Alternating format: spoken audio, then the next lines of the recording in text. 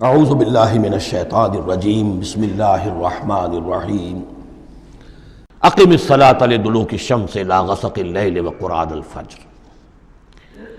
نماز کو قائم رکھیے سورج کے ذرا ڈھلنے سے لے کر رات کے تاریک ہو جانے تک۔ یہ اصل میں 5 وقتہ نماز کا اب نظام یہاں آ رہا ہے، اس طریقے سے نہیں دیا گیا لیکن اب نظام بتا دیا گیا ہے۔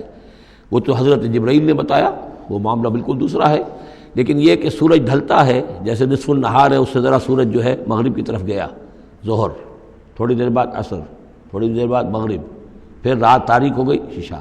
4 نمازیں ہیں، اور سردیوں کے موسم میں تو لگتا ہے کہ پے بپے تابڑ توڑ آ رہی ہے۔ جو نماز مسجد میں پڑھتے ہیں وہ تو گئے اور آئے اور گئے اور آئے، تو گویا کہ نماز کھڑی ہے مسلسل۔ قائم رکھو نماز کو سورج کے ڈھلنے سے لے کر اور رات کے تاریک ہو جانے تک۔ وقرآن الفجر، اور اب ایک اور نماز رہ گئی اور وہ ہے فجر کی، اور اسے تعبیر کیا قرآن الفجر، اس لیے کہ اس میں طویل قرات ہونی چاہیے، قرآن کا پڑھا جانا فجر کے وقت۔ ان قرآن الفجر کان مشہودا، اس لیے کہ یہ فجر کے وقت قرآن کا پڑھا جانا جو ہے یہ مشہود ہے، یعنی اس میں ایک تو یہ کہ حضور قلب ہوتا ہے انسان کا، سو کر اٹھا ہے آدمی، تر و تازہ ہے، حواس جو ہیں تازہ ہیں، کوئی تکدر نہیں ہے، کوئی تکان نہیں ہے، تو ایک تو حضور قلب ہے، اور ایک یہ ہے کہ فرشتے بھی عصر اور فجر کے وقت جو ہے ان کی شفٹیں چینج ہوتی ہیں۔ یہ دونوں نمازوں میں یہ جو ہیں دونوں شفٹوں والے موجود ہوتے ہیں، رات والے آتے ہیں عصر کے وقت اور دن والوں کی چھٹی ہوتی ہے، اور فجر میں یہ ہے کہ رات والوں کی چھٹی ہونے والی ہے اور دن والے آ کر چارج لیتے ہیں، تو فرشتوں کی حاضری کا وقت ہے۔ وَمِنَ اللَّيْلِ فَتَهَجَّدْ بِهِ، اور نماز کے ایک حصے میں سے آپ جاگیے اس قرآن کے ساتھ۔ بہی کو یہاں نوٹ کیجئے، جیسے سورہ انعام میں نے بار بار نوٹ کرایا تھا، انذر بہی ذکر بہی، تبشیر ہو اس قرآن کے ذریعے سے، تذکیر اس قرآن کے ذریعے سے، انذار اس قرآن کے ذریعے سے۔ تو تہجد جو ہے جاگنا قرآن کے ساتھ جاگنا ہے۔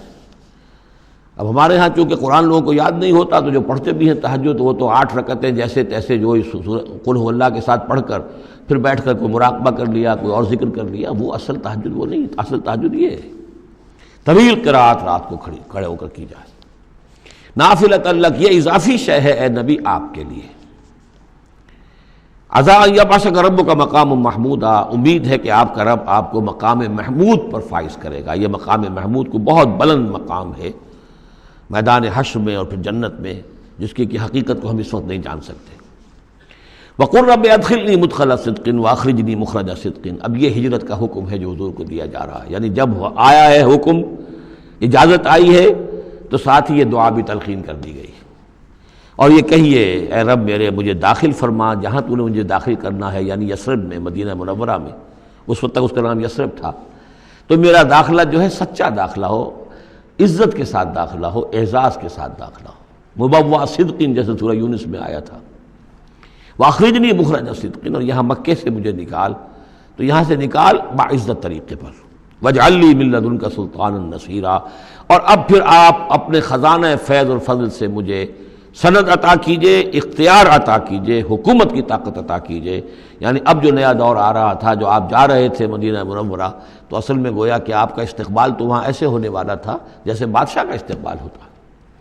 جاتے ہی وہاں آپ کو وہ حیثیت حاصل ہو گئی کہ اوس اور خزرج کے دونوں قبیلے جو ہیں انہوں نے گویا کہ آپ کو اپنا حاکم تسلیم کر لیا ایک معنی میں، اور یہودیوں کے 3 قبیلوں سے آپ نے جو ہے جا کر معاہدے کر لیے، تو آپ تو فوری طور پر بے تاج بادشاہ ہو گئے۔ اسی کی دعا تلقین کی جا رہی ہے۔ اللہ تعالیٰ نے جو چیز دینی تھی ایک دعا کی شکل میں گویا کہ محمد رسول اللہ صلی اللہ علیہ وسلم کو تلقین فرما دیا۔ وَقُلْ رَبِّ أَدْخِلْنِي مُدْخَلَ صِدْقٍ وَأَخْرِجْنِي مُخْرَجَ صِدْقٍ وَاجْعَل لِّي مِن لَّدُنْكَ سُلْطَانًا نَصِيرًا۔ وَقُلْ جَاءَ الْحَقُّ وَزَهَقَ الْبَاطِلُ، اور کہہ دیجئے حق آ گیا باطل گیا۔ اگرچہ حق کے آنے میں باطل کے جانے میں ابھی بظاہر تو چند سال ہیں، ابھی 8 سال کے بعد مکہ فتح ہوگا، لیکن یہ کہ عالم امر میں تو فیصلہ ہو چکا اللہ تعالیٰ کے ہاں، تو اس کے لیے جو بھی ہے ٹائم ٹیبل معین ہے۔ قل جاء الحق وزهق الباطل ان الباطل کان زہوقا، یقیناً باطل جو ہے وہ تو ہے ہی بھاگ جانے والی شے، اس کے لیے کوئی صبر اور ثبات ہے ہی نہیں۔ وَنُنَزِّلُ مِنَ الْقُرْآنِ مَا هُوَ شِفَاءٌ وَرَحْمَةٌ لِّلْمُؤْمِنِينَ، اور ہم اس قرآن میں سے دیکھیے کتنی مرتبہ قرآن کا ذکر آ رہا ہے، سب سے زیادہ کثرت کے ساتھ قرآن مجید میں اگر اوسط لگائیں گے تو اس ایوریج کے ساتھ قرآن کا ذکر خود قرآن کی کسی صورت میں اتنا موجود نہیں ہے جتنا کہ سورہ بنی اسرائیل میں ہے۔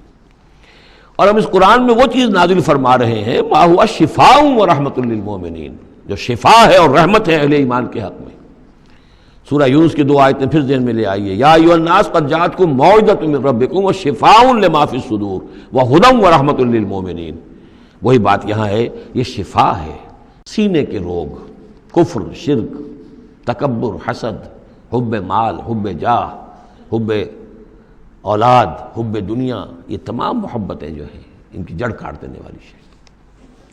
ننزل من القرآن ما هو شفاء ورحمۃ للمؤمنین ولا یزید الظالمین الا خسارا، لیکن یہ ظالموں کو نہیں اضافہ کرتا ظالموں کے لیے مگر خسارے کا۔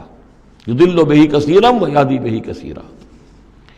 وَإِذَا أَنْعَمْنَا عَلَى الْإِنسَانِ أَعْرَضَ وَنَأَىٰ بِجَانِبِهِ، اور جب ہم انسان کے اوپر اپنی نعمتوں کی بارش کرتے ہیں تو اب وہ اکڑنے لگتا ہے، اعراض کر جاتا ہے، ہمیں بھول جاتا ہے اور ایک طرف کو کرنی کترا جاتا ہے۔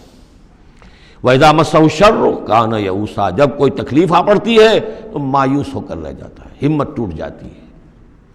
قُلْ كُلٌّ يَعْمَلُ عَلَىٰ شَاكِلَتِهِ، اے نبی کہہ دیجئے ہر شخص اپنے شاکلہ کے مطابق عمل کر رہا ہے۔ یہ شاکلہ کیا ہے؟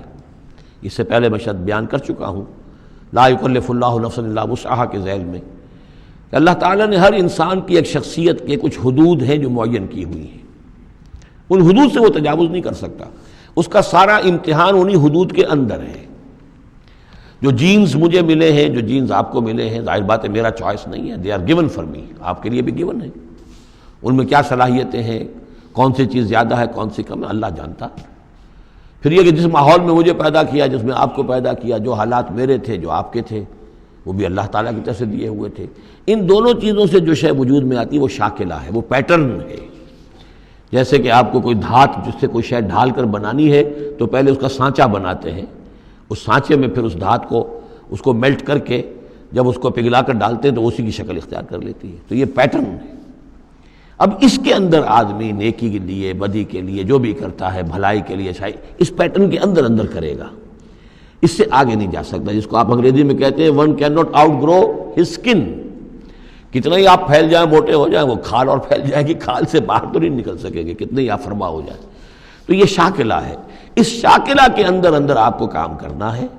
اللہ جانتا ہے کہ اس نے شاکلہ کون سا دیا تھا آپ کو، اس کے حساب سے، اس کی مناسبت سے حساب لے گا آپ سے۔ لا یکلف اللہ نفسا الا وسعہا، فربکم اعلم بمن هو اہدی سبیلا۔ اسی کو حضور نے بیان فرمایا کہ الناس کالمعادن، معدنیات کی طرح ہے، کہ سونے کی اور ہے اور چاندی کی اور ہے۔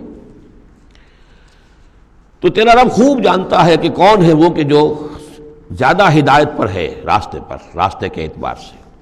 وَيَسْأَلُونَكَ عَنِ الرُّوحِ، یہ ان 3 سوالوں میں سے ایک تھا کہ جو پوچھے گئے تھے حضور سے امتحاناً۔ جیسے پہلے ایک سوال کیا گیا تھا کہ یہ بنی اسرائیل مصر کیسے پہنچ گئے، کیا ماجرا تھا ان کے پہنچنے کا، ایسے ہی یہ 3 سوال ایک مرتبہ انہوں نے پوچھوائے تھے یہودیوں نے، یہود کے علماء نے، کہ یہ محمد نبوت کا دعویٰ کر رہے ہیں تو آپ لوگ پوچھئے ان سے ذرا، پہلی بات تو یہ پوچھئے کہ روح کی کیا حقیقت ہے، دوسرے یہ ذوالقرنین کون تھے، ان کے کیا حالات تھے، تیسرے اصحاب کہف کون تھے۔ تو اصحاب کہف اور ذوالقرنین کے سوالوں کا جواب سورہ کہف میں ہے جو اگلی سورت ہے۔ روح کے بارے میں یہاں مختصر جواب دیا جا رہا ہے۔